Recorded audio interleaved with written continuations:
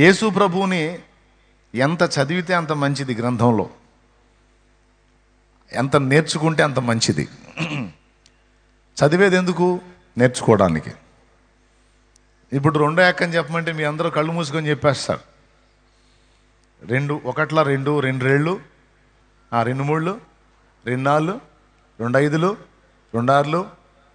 ఎందుకు టపి టపి చెప్పేస్తున్నారంటే, మొదట నువ్వు స్కూల్లో చేరినప్పుడు అసలు 1 2 కూడా రావు నీకు. కానీ ఇప్పుడు 2 ఎక్కని చెప్పావు, 4 ఎక్కని చెబుతావు, 10 ఎక్క ఇంకా ఈజీగా చెప్తావు. ఎందుకంటే నువ్వు నేర్చుకున్నావు, చదవటానికి వెళ్ళి చదువు నేర్చుకున్నావు. ఇప్పుడు చాలా ఈజీగా నువ్వు వాటిని చెప్పగలుగుతావు. అలాగే ఒకప్పుడు మనకి మాటలు రావు, మాట్లాడటం నేర్చుకున్నాం, ఈరోజు అనర్గళంగా మాట్లాడగలుగుతాం. యేసు ప్రభు కూడా ఒకప్పుడు మనకు రాడు. యేసు ప్రభు ఒక చదువు అనుకుందాం, స్టార్టింగ్లో మనకి ఆయన అర్థం కాడు. ఈ చదువు ఎలాగైతే మనకు తెలియదో యేసు అనే చదువు కూడా మనకు తెలియదు. కానీ చదవంగా చదవంగా చదవంగా ఆ చదువు వంటబట్టినట్టే యేసయ్యను కూడా చదవంగా చదవంగా చదవంగా యేసయ్య కూడా వంటబడతాడు. దేవునికి మహిమ కలుగును గాక.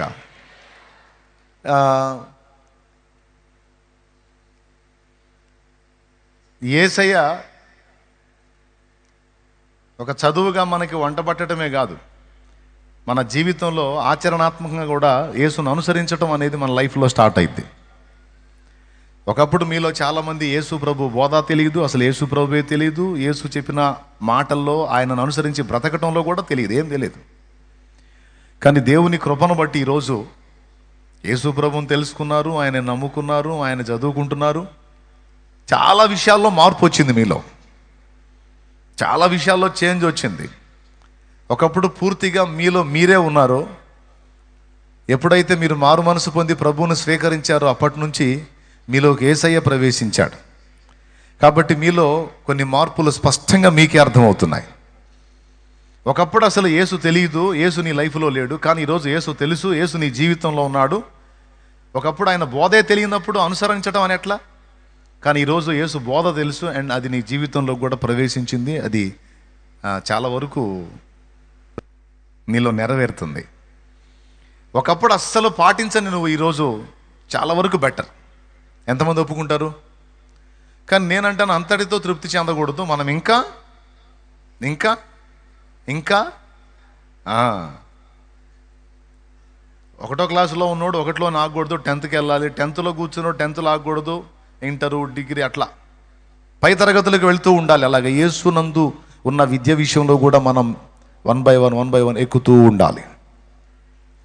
ఒకప్పటి జీవితాలతో పోల్చుకుంటే ప్రస్తుత జీవితం అయితే దేవుని కృపను బట్టి చాలా వరకు చేంజ్. నేను అంటున్నాను, నువ్వు మొత్తంగా యేసు వలే లేవు, కొన్ని లోపాలు నీలో ఉన్నాయని నేను విమర్శించను. కానీ గతంతో పోల్చుకుంటే చాలా వరకు యేసు లక్షణాలు నీలోకి వచ్చినాయి. ఇక మిగిలినవి కూడా నీలోనికి రావాలి అని నిన్ను ప్రోత్సహిస్తాను. నేను చెప్పింది అర్థమైంది కదా? నువ్వు ఇంకా పూర్తిగా యేసు వలె మారలేదు అని నేను తృణీకరించను. కానీ గతంతో పోల్చుకుంటే చాలా బెటర్ నువ్వు. ఇంకా మిగిలిన శేషం కూడా కంప్లీట్ కావాలి. నువ్వు యేసయ్య వ్యక్తిత్వ సౌందర్యాన్ని నువ్వు కూడా వంట పట్టించుకోవాలి. నువ్వు కూడా ఆయన వలె, ఆయనలాగా, ఆయనతో, ఆయన యందు నువ్వు జీవించాలి. నీలో ఆయన కంప్లీట్గా నివసించేటట్టు నువ్వు, నేను, మనం ఆ సమర్పణలోనికి రావాలి. ఇది మన ముందున్న గోల్. భక్తులు కూడా దీన్ని ఆశించారు, ప్రార్థించారు, పరితపించారు, పాడారు కూడా. యేసుని చూడాలని, యేసు వలె ఉండాలని నా ఆశయ. నన్ను యేసు వలె మార్చుటకు పంపబడిన వాడా ఇప్పుడే. భక్తుల ఆశ అంతా అదే, యేసుని చూడాలని, యేసులాగే ఉండాలని నన్ను యేసు వలె మార్చుటకు పంపబడిన వాడా నాలో నీవు అని పరిశుద్ధాత్మను ఆహ్వానించాం. ఎందుకు? యేసులాగుండాలి, యేసుతోనే ఉండాలి, యేసును చూడాలి, యేసును చేరాలి. అవునా? ఇలా ఎన్ని పాటలు ఉన్నాయో మస్తు. అందరి ఆశ ఆకాంక్ష ఒక్కటే, యేసును చదవాలి, యేసును నేర్చుకోవాలి, యేసులాగా మారిపోవాలి. ఒక మాటలో చెప్పాలంటే దేహమే నాది కానీ నాలో కంప్లీట్గా యేసే వచ్చి నివాసం ఉండాలి అనేది మనందరి హృదయ వాంఛ. మంచిది, న్యాయమైన కోరికే, దేవుడు తప్పకుండా తీరుస్తాడు. అదే నీ హృదయ వాంఛ అయితే ఒకటి, ఆయన నీలో పూర్తిగా నివసించాలంటే నీలో నువ్వు ఖాళీ అవ్వాలి. నీలో నువ్వు ఎంత ఖాళీ అవుతావో అంతగా ఆయన నీలో జీవించగలుగుతాడు. పౌలైతే అన్నాడు, జీవించువాడు నీకను నేను కాను, క్రీస్తే నా యందు జీవించుచున్నాడు అని. ఇప్పుడు యేసు ప్రభు మన జీవితంలోనికి ప్రవేశించి మనల్ని ఏలాలి, మనలో ఆయన నుండి వ్యవహారం జరపాలి. మీ అందరి కోరిక అదేనా? నా కోరిక కూడా అదే. 2 చేతులు ఎత్తుతా, నా కోరిక కూడా అదే. అయితే యేసుప్రభు అసలు మనలోకి ఎలా ప్రవేశిస్తాడు? యేసుప్రభు మనలోకి వచ్చే విధానం ఏంటి? మనం మూవీస్లో చూసినట్టు ఒక ఆత్మ సర్వమని వచ్చి పర్సన్లోకి ప్రవేశించగానే అప్పటిదాకా మామూలుగా ఉన్నాడు, రోబోలాగా మారిపోవచ్చు, ఒక చిన్న సౌండ్తో రోబోలాగా మారిపోయి వింతగా ప్రవర్తిస్తూ ఉంటాడు. అట్లా జరుగుద్దా? అసలు యేసు ప్రవేశం అనేది మనలోకి ఎలా జరిగిద్ది, యేసు మనల్ని ఏలటం అనేది ఎలా జరిగిద్ది అనేది చాలామంది హృదయంలో ఉన్న ఒక ప్రశ్న. చురుకైన వాళ్ళు ఖచ్చితంగా ఇలాంటి ప్రశ్న వస్తుంది. మీలో కూడా కొంతమందికి ఈ ప్రశ్న ఉంది అండ్ ప్రార్థన కూడా చేస్తారు. ప్రభువా, నాలో నువ్వు నివసించయ్యా, నీలాగా నేను ఉండాలి ప్రభువా, నాలోకి రాయ్యా రాయ్యా రాయ్యా రాయ్యా అని ప్రార్థన చేస్తారు. ఎన్నిసార్లు ప్రార్థన చేసినా ఆ సౌండ్ రాదు, ఆయన వచ్చినట్టు మనం ఏదో రోబోలా మారిపోయినట్టు ఏం అర్థం కాదు. మనకి అంతసేపు ప్రార్థన చేస్తాం, మళ్ళీ వచ్చి మామూలుగానే ఉంటాం. ఇట్లా ప్రార్థన చేసి రాయ్యా రాయ్యా రాయ్యా అని ప్రార్థన చేసి ఎంత చేసినా ఆయన రాకపోయేసరికి విసుగు పుట్టి తెరా లేతే లేదన్న పరిస్థితికి వచ్చేసాం. దేవునికి స్తోత్రం కలుగును గాక. హల్లెలూయా. అసలు యేసు ప్రవేశం అనేది మనలోకి ఎలా జరుగుతుంది?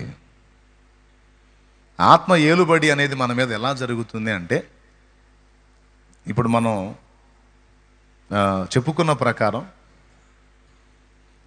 దేవుని వాక్యాన్ని, యేసు యొక్క వాక్యాన్ని మన హృదయంలోకి ఎంతగా మనం తీసుకుంటామో, మన హృదయంలో మనం ఆయన వాక్యాన్ని ఎంతగా నిలుపుకుంటామో, ఎంతగా ఆయన వాక్కుని, ఆయన జీవితాన్ని, ఆయన విషయాలని మన హృదయంలో నింపుకుంటామో అంతగా ఆయన మనలో నివసించగలుగుతాడు వాక్యం ద్వారా.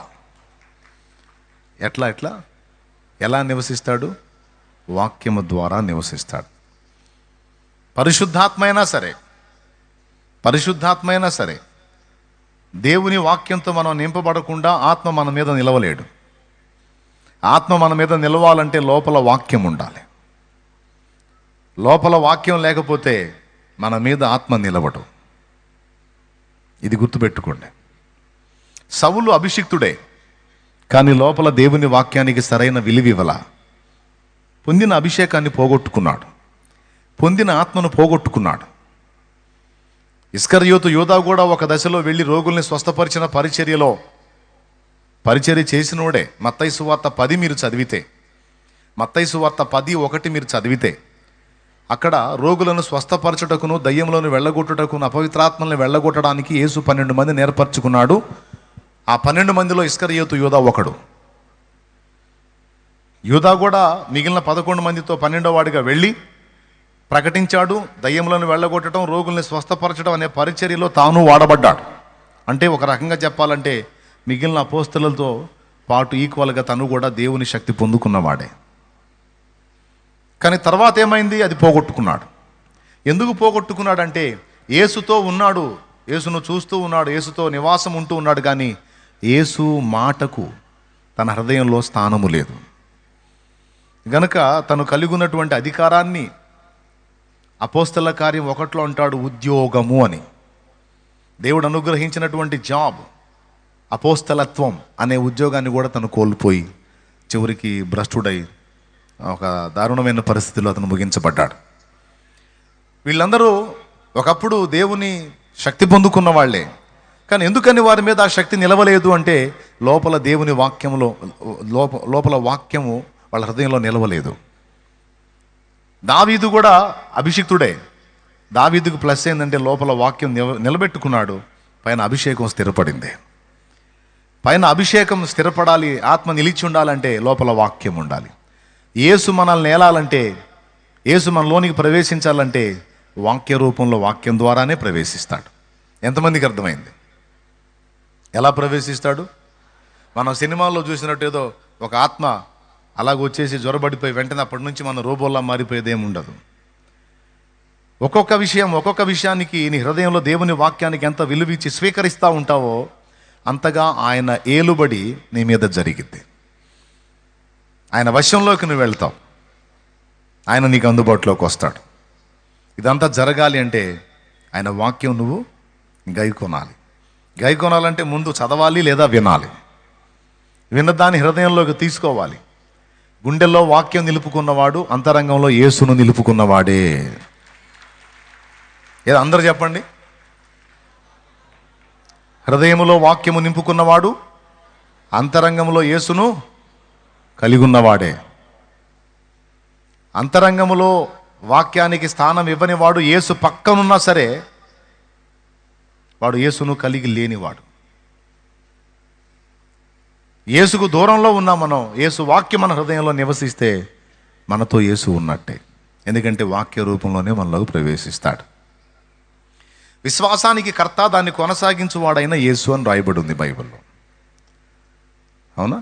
అసలు మనలో విశ్వాసం అనే బీజం ఎట్లా ఏర్పడింది చెప్పండి బ్రదర్. మనలో విశ్వాసం అనే బీజం, ఆ విత్తనం అనేది ఎలా స్టార్ట్ అయింది చెప్పండి? వినటం వలన. ఏం వినటం వలన? క్రీస్తును గూర్చిన వాక్యం వినుట వలన విశ్వాసము కలుగును, వినుట క్రీస్తును గూర్చిన మాట వలన కలుగును. కాబట్టి ప్రకటించువాడు లేనప్పుడు వినువాడెక్కడ? వినువాడు లేనప్పుడు విశ్వసించువాడెక్కడ? విశ్వసించాలంటే వినాలి, వినాలంటే ప్రకటించేవాడు ప్రకటించాలి. ఏం ప్రకటించాలి? వాక్యం. ఇప్పుడు మీకు టోటల్గా మ్యాటర్ అర్థమైంది. యేసు నీలోనికి ప్రవేశించటం అంటే వాక్యము నీలోనికి ప్రవేశించటం, వాక్యమై ఉన్న క్రీస్తు నీలోనికి ప్రవేశించటం. వాక్యము నిన్నేలిందంటే యేసు నిన్నేలినట్టే. వాక్యము నిన్ను ఏలటం లేదు అంటే ఆయన ఏలుబడిలో నువ్వు లేనట్టే. ఇంతకు వాక్యం ఏలటం అంటే ఏంటి అంటే నీ హృదయం వాక్యంతో నింపబడి ఆ వాక్యాన్ని సరిచూసుకుంటూ నీ అడుగులు వేయటం. వాక్యానికి భిన్నమైన అడుగులు ఏదన్నా పడుతుంటే వాటిని సరిచూసుకొని మార్చుకోవడం, వాక్యానుసారంగా ప్రతిదీ బేరీజు వేసుకుంటూ నువ్వు నడవటం అనేది యేసును అనుసరించటమే. అందుకే నేను చెప్తున్నాను, పాత నిబంధన క్రొత్త నిబంధన అన్ని చదవటం అవసరమే.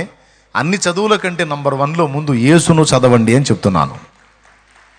యేసు వ్యక్తిత్వాన్ని, యేసు ఉపదేశాన్ని, యేసు ప్రవర్తన విధానాన్ని బాగా చదవండి. చదివి వదిలేయకండి, హృదయంలో భద్రపరచుకోండి. ఆ చదివి లేదా విని హృదయంలో భద్రపరుచుకున్న దాని ప్రకారం అడుగులు సరిగ్గా వేస్తున్నారో లేదో చూసుకోండి. ఎంతగా నువ్వు మార్పు చెందావంటే, ఒకప్పుడు దేవుని వాక్యం తెలియదు, నీ అడుగులు ఎట్లా పడితే అట్లా పడ్డా. ఇప్పుడు దేవుని వాక్యంతో నింపబడే కొద్దీ చాలా విషయాల్లో బ్యాలెన్స్ అయ్యావు. ఒకప్పుడు నీకు దయా దాతృత్వం అనేవి లేవు. ఈరోజు దేవుని వాక్యాన్ని బట్టి కాస్త కనికరం, దయ, దాతృత్వం అనేవి వచ్చినాయి. ఒకప్పుడు లేవు. ఎవడెట్ట సస్తే నాకెందుకు అనుకున్నావు. ఇప్పుడు మారిపోయి కాస్త దయా దాతృత్వం, కాస్త ఇతరులను కనిపెట్టడం అనే లక్షణాలు వచ్చినాయి. వాస్తవంగా నీ సైకాలజీకి విరుద్ధమైనవి అవి. కానీ ఇప్పుడు నీలో ఆ డిఫరెంట్ కనపడుతుంది. ఆ డిఫరెన్స్ నీకు అనిపించేది నా క్యారెక్టర్ డిఫరెంట్గా మారిపోయిందని. ఆ ప్రత్యేకత అనేది నీకే అర్థమవుతుంది. ఒకప్పుడు తప్పు చేయాలంటే ఏ ఆలోచన లేకుండా అమాంతం చేసేస్తావు. ఈరోజు ఒక అడుగు వేయాలంటే లోపల చాలా మదన పడుతున్నావు, ప్రశాంతత కోల్పోతున్నావు. ఏదన్నా చిన్నది జరిగినా కూడా నెమ్మది లేని బ్రతుకుతున్నావు. ఇదంతా దేవుని వాక్యం నీలో పనిచేయటం వల్ల జరుగుతున్న తత్వం, లక్షణం. ఏం నిరాశపడొద్దు, నిరుత్సాహపడొద్దు. తప్పకుండా చేంజ్ అవుతావు, మొత్తంగా మారుతావు. ఖచ్చితంగా బలపడతావు, నిలబడతావు. వాక్యమే నిలబెట్టింది నిన్ను. ఆమేన్. పెద్దగా చెప్పండి ఆమేన్. కాబట్టి ఇప్పుడు ఏం నింపుకోవాలి మనం? ఎవరిది? యేసు జీవితం, యేసు బోధ, యేసు వ్యవహారం, యేసు వ్యక్తిత్వం, ఇదంతా కూడా మన హృదయంలోకి వెళ్ళాలి. ఎంతగా మనం ఆయన వాక్యంతో సహవాసం చేస్తామో అంతగా ఆ విధమైన అడుగులు వేయడానికి మనకు తెలియకుండానే వేస్తాం. అది జరుగుతుంది. కాబట్టి ఇప్పుడు పునాది అయిపోయింది.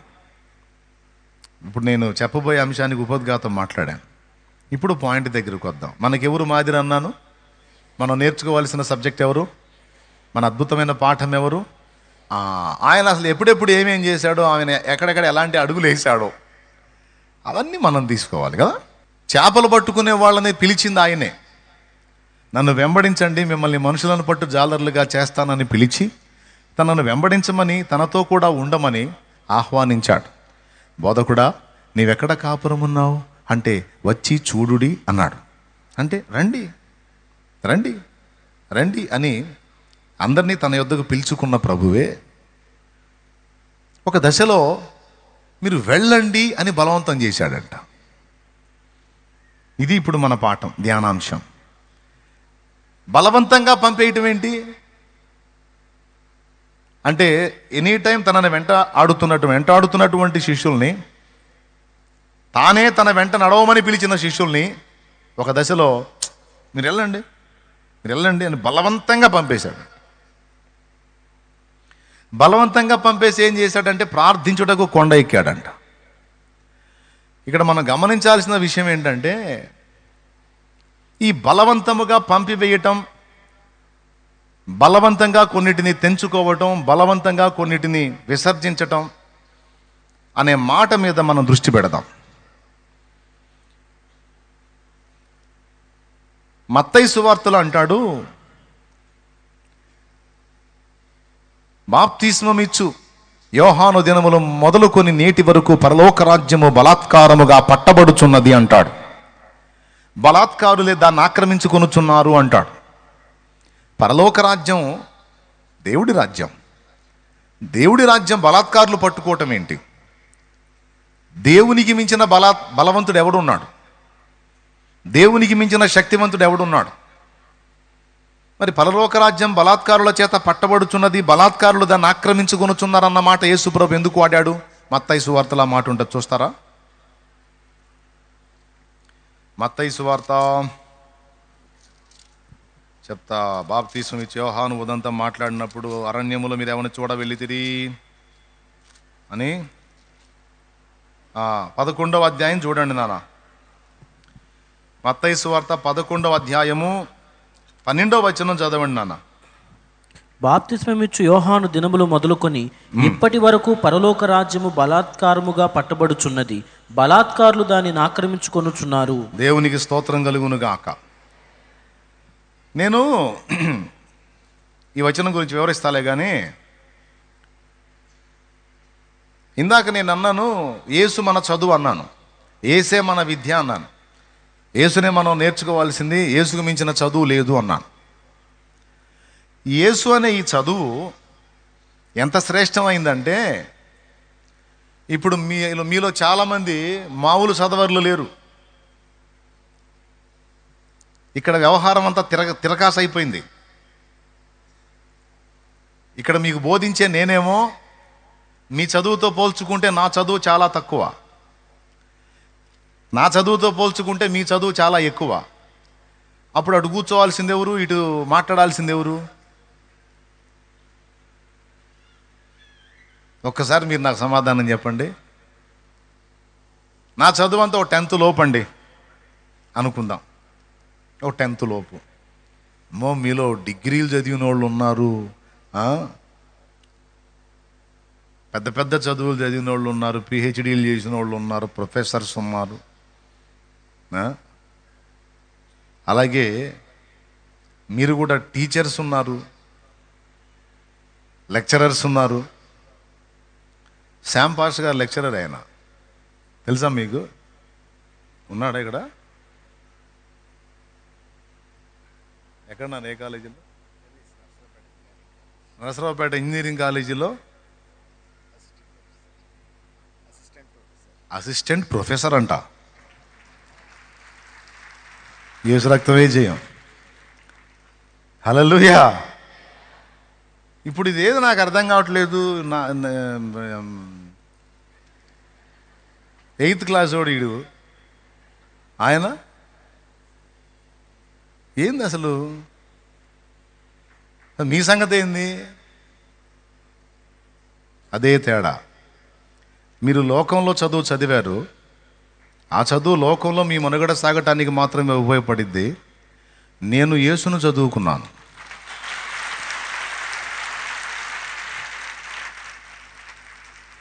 ఈ చదువు మీకు లేదు, ఈ చదువు నాకుంది. ఇది ఎంత పని చేసిందంటే లోకంలో అంత చదువు చదివిన మీకు ఇప్పుడు నేను చెప్పాల్సి వచ్చింది ఇక్కడ కూర్చొని.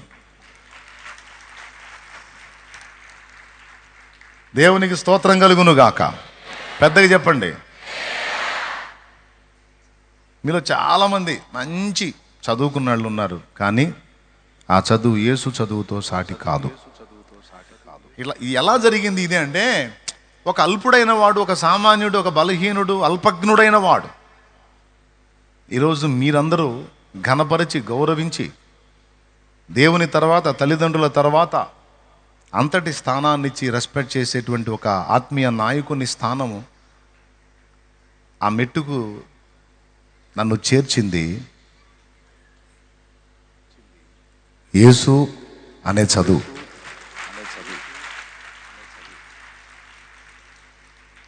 ఒక మామూలు వాడిని మహామనిషిని చేయటానికి ఉపయోగపడిద్ది ఈ చదువు. ఒక సామాన్యుణ్ణి దైవము అనే అంతస్తుకు చేర్చిద్ది యేసు అనే చదువు. తక్కువది కాదు. నువ్వు ఈరోజు అల్పుడుగా ఉండొచ్చు, నువ్వు అల్పురాలిగా ఉండొచ్చు, కానీ నేను చెప్తున్నా, లోకంలో ఎంత చదువు చదివితే అంత నీకు లోకం ఒకవేళ నిన్ను అబ్బో పెద్ద చదువు అని మెచ్చుకోవచ్చు, కానీ అంతగా నీ వలన ప్రయోజనం ఉండకపోవచ్చు. కానీ నువ్వు యేసు అని ఒకరిని కానీ సరిగ్గా చదివి వంట పట్టించుకుంటే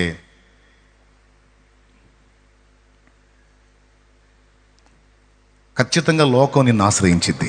దిక్కు లేదు, లోకం నిన్ను ఆశ్రయించిద్ది అంతే. నువ్వు సామాన్యమైన వ్యక్తిగా ఉండవు. ఇక మామూలు మనిషి కాస్త మహామనిషిగా మారిపోతారు. మామూలు అల్పుడైన మానవుడు దైవము అనే అంతస్తుకి ఎక్కుతాడు. నేను అందుకే ఎన్నోసార్లు చెప్పాను, యేసు అంటే మీకేం అర్థం కావట్లేదురా నాయనా.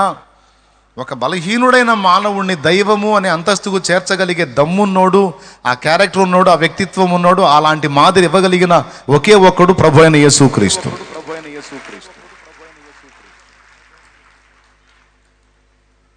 యేసును పరిపూర్ణంగా అనుసరించిన వాడు దైవము అనే అంతస్తుకే వెళతాడు.